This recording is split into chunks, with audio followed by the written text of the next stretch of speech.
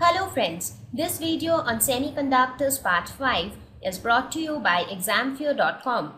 No more fear from exam. Please make sure that you have watched all the videos till part 4 before going ahead with part 5.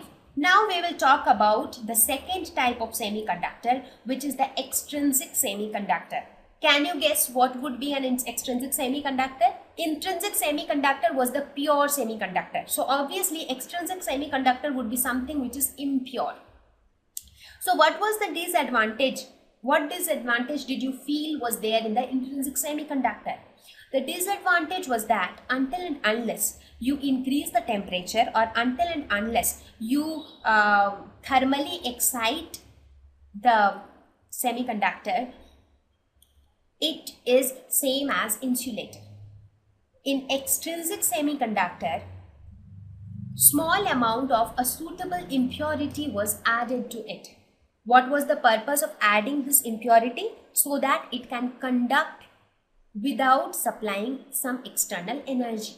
That sounds interesting, right? Because if you use that means an extrinsic semiconductor will always be conducting without application of any external energy. Sounds good. Now this impurity is added in extremely small amount, say a few parts per million. So this ppm is a kind of measuring unit which say parts per million. That means when you add something in extremely small amounts, I mean just imagine maybe you add one impurity out of 10 to the power 6 impurity. You add one impurity out of 10 to the power 6 atoms. So that means it is added in extremely small quantity. Impurity is added to increase the conductivity. As I told you, because conductivity was the disadvantage with the intrinsic semiconductor. The process of deliberately adding impurity is known as doping. So remember these new terminologies. And the impurity is known as dopant. Right? So because we are knowingly adding impurity to a semiconductor. So this process is known as doping. So doping is done to increase the conductivity. Therefore, extrinsic semiconductor is also sometimes called as a doped semiconductor. That means basically an intrinsic semiconductor with addition of some impurity becomes an extrinsic semiconductor. Right? Okay, so extrinsic semiconductor is more useful because it has the conducting properties. So this can be put into several practical applications.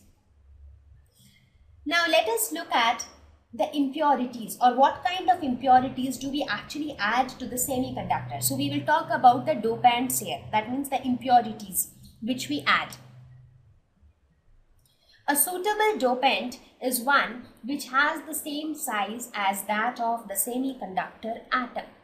Same size is a very crucial thing here. Why? That's because, as I mentioned before also, that here we are talking about crystal lattices. We are talking about crystals where the atoms, basically your solid state physics will talk about crystals, because it only talks about substances which have periodic arrangement of atoms. Right? So now let us suppose if I want to add some impurity to a crystal, I should add an impurity in such a way that it should not affect the structure of the crystal as a whole.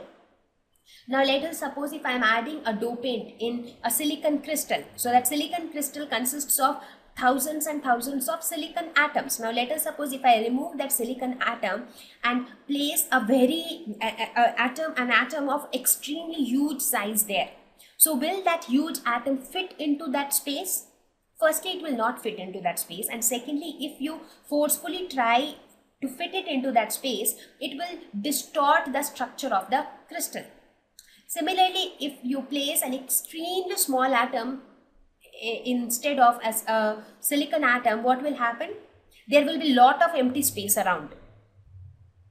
Correct? So that means a suitable dopant is something which will have comparable size. More or less it should be of the same size as that of the semiconductor atom. So that is a very important criteria to select a suitable dopant. Now if you look at the periodic table, where does our semiconductors lie. So if you see, silicon and germanium lie in group 4. So if you look at it, silicon and germanium lie in group 4 of the periodic table, right? So if we want the dopant should have approximately same size as that of these semiconductor atoms, the impurity should lie somewhere nearby.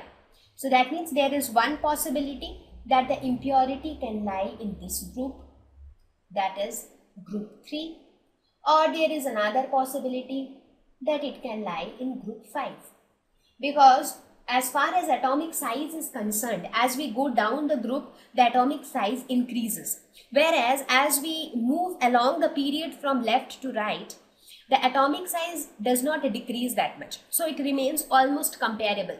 So that is why if you compare the atomic size of boron, aluminium or gallium with silicon or germanium, the difference will not be much. So we can replace either with a group 3 impurity or a group 5 impurity. So now we have two possibilities.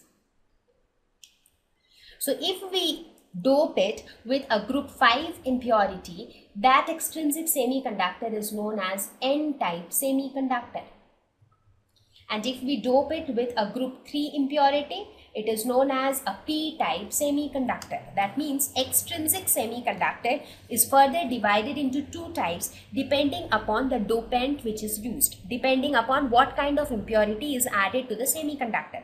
So if group 5 impurity is added, it is called N-type. If group 3 impurity is added, it is called as a P-type semiconductor. So what we basically do, this is how the crystal arrangement looks like, right?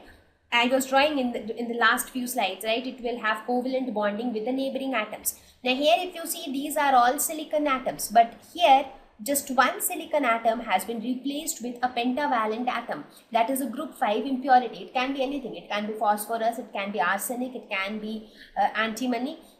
So it is replaced with this atom, right? So that is how we dope an extrinsic semiconductor. Now we will see how does doping increase the conductivity. What changes take place when we add this impurity to the semiconductor. Thank you.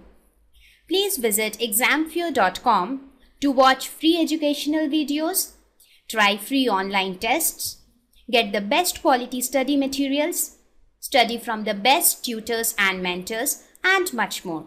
Thank you once again.